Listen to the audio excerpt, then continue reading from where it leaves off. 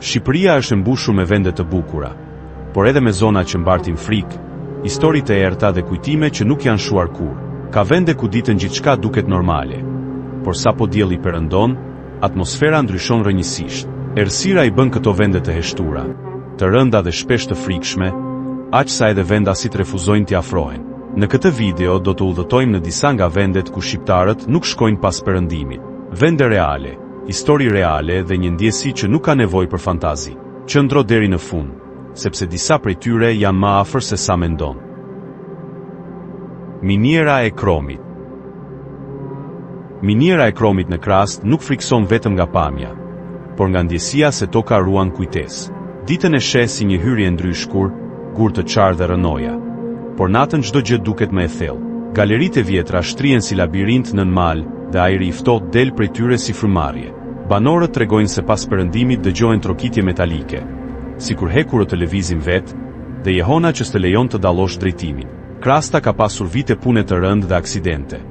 Një shembje e vogël mjafton të bllokojë rrugën e daljes. Kjo është arsyeja pse shumë njerëz nuk afrohen.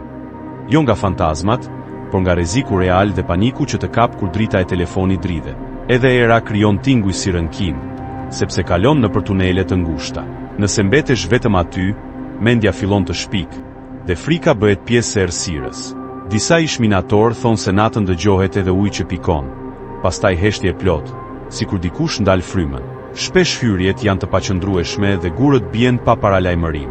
Prandaj, Krasta është vend ku shqiptarët zgjedhin instinktin.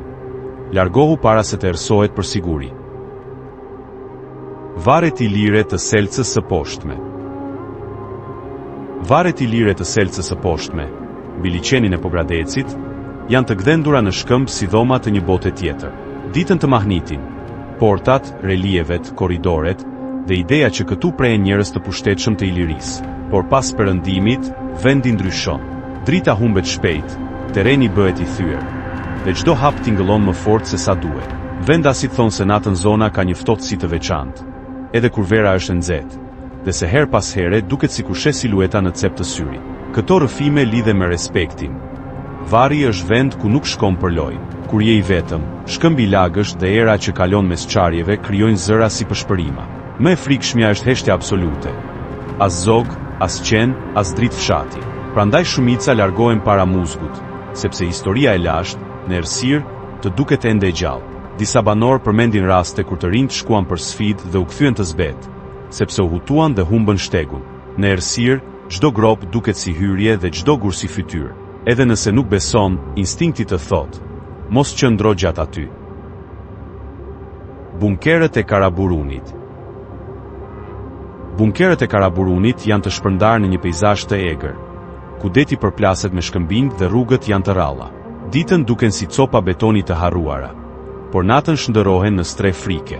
Zona është e izoluar, pa drita, shpesh pa sinjal, dhe kjo e rrit panikun nëse diçka shkon keq.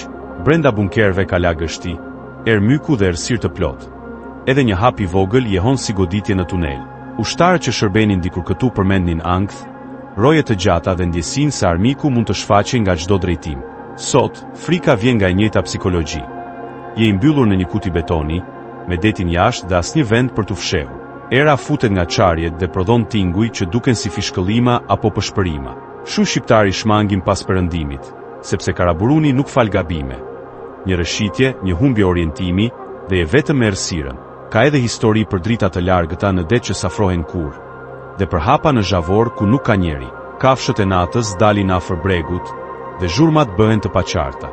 Prandaj, aventurat këtu lihen për ditën me shok, vetëm. Burgu i Spaqit. Burgu i Spaqit në Mirdit nuk është thjesht një ndërtesë e rënuar. Është një kujtesë e gjallë e një kohe frike. Ditën sheh mure të çara, dritare me hekur dhe obore të zbrazta, por natën gjithçka duket më e ngushtë dhe më kërcënuese. Vendi është izoluar, i rrethuar nga male, dhe heshtja është aq e plot sa dëgjon vetëm erën. Këtu u mbajtën të burgosur politik, u thyen jetë, u shuan shpresa, dhe çdo qeli duket sikur ruan jehonën e asaj dhimbjeje. Njerëzit që e kanë vizituar në mbrëmje tregojnë për një ndjesi presioni në gjoks, sikur ajri bëhet më i rënd. Çdo hap mbi beton tingëllon si në korridor burgu, dhe hija jote në mur duket si një tjetër person. Frika nuk vjen nga legjendat, por nga e vërteta historike. Prandaj, shumë shqiptarë shmangin pas perëndimit. Jo se pret fantazma, por sepse vendi të përplas me realiteti më të errët të njeriut. Disa thonë se natën dëgjojnë trokitje të lehta, si shenjë kodi, kur era kalon në përhekurat e ndryshkur. Në qelit e izolimit temperatura bie me njëherë, edhe një dritë e vogël duket si sy të jetë frikshëm. Ujësillësi i Bënçës. Ujësillësi i Bënçës pranë Tepelenës është një strukturë e vjetër që kalon mbi terren të thellë dhe të thyer. Ditën duket si një vig guri që ndjek shpatin, por natën bëhet një korridor i errët ku çdo hap të duket i rrezikshëm. Nuk ka ndriçim dhe poshtë tij hapet humnera. Kështu që trupi reagon me frikë edhe pa menduar. Banorët e zonës përmendin histori aksidentesh, rrëshitjesh dhe njerëzish që u afruan shumë pranë skajit. Kur bie errësira, zhurma e ujit në kanale dhe era që përplaset në mure krijojnë tinguj si pshërtima. Nëse ecëm vetëm, jehona të bën të mendosh se pas teje ka hapa të tjerë. Edhe kafshët e natës, si dhel pra apo qente e egër, e shtojnë ankthim me lëvizje të papritura. Ujësillësi është vend ku frika vjen nga kombinimi i rrezikut fizik dhe izolimit. Një gabim i vogël dhe askush nuk të dëgjon. Prandaj vendasit thonë, shko ditën, jo pas perëndimit. Në mbrëmje shpesh bie mjegull në gryk dhe drita e makinës thyet në pika, duke krijuar forma të çuditshme në mure. Disa e lidhin vendin me rrëfime të vjetra për zëra në ujë. Kujdes gjithmonë aty. Shpella e pëllumbave. Shpella e pëllumbave pranë Sarandës është e famshme, por pjesët anësore dhe hyrjet jo turistike janë arsyeja pse shumë njerëz e shmangin natën. Brenda, errësira është e plotë dhe ajri ndryshon menjëherë. Më i ftohtë, më i lagësht dhe me erë guri të vjetër. Çdo zë kthehet mbrapsht si jehon, por jo gjithmonë njësoj. Nganjëherë tingëllon sikur vjen nga pas, edhe kur flet përpara. Pëllumbat dhe lakuriqët e natës lëvizin papritur, dhe rrahja e krahëve në errësirë të bën të tronditesh. Ka rrëfime për njerëz që humbën orientimin dhe filluan të vraponin, duke u përplasur me shkëmbind, sepse paniku u amori mendjen. Shpella të jep ndjesinë se je i mbyllur në një vend pa dalje. Edhe kur dalje ka, uji që pikon krijon ritëm si orë, dhe koha duket se zgjatet. Pikërisht kjo është frika, humbja e kontrollit. Prandaj vendasit këshillojnë të mos futesh pas perëndimit, sidomos vetëm. Një bateri që shteron atje brenda është skenari më i keq, sepse terreni është i rrëshitshëm dhe telefoni të shpëton.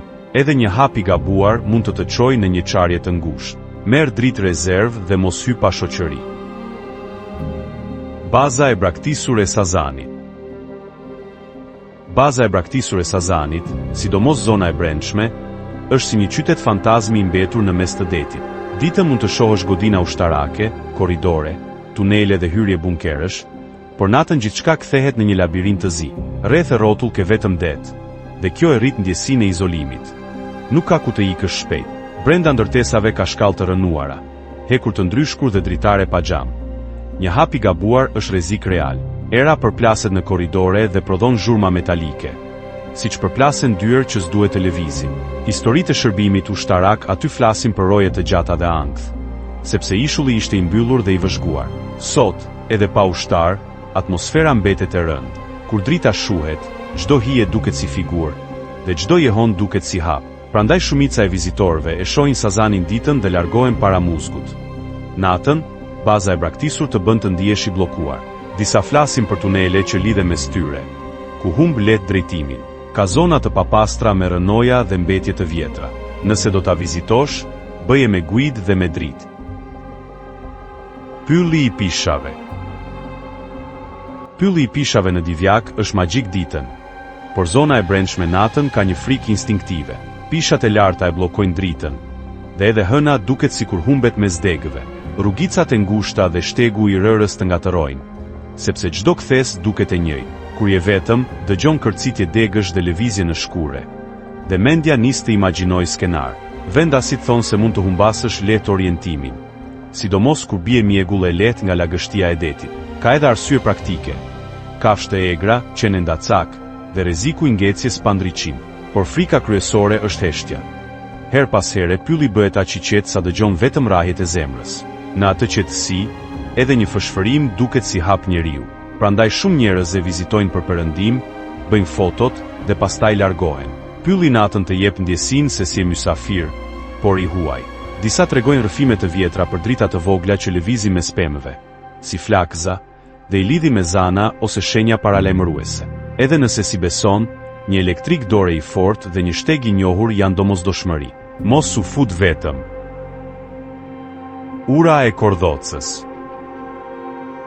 Ura e Kordhocës në zonën e Gjirokastrës është një vend ku historia dhe tereni krijojnë frikë, sidomos natën.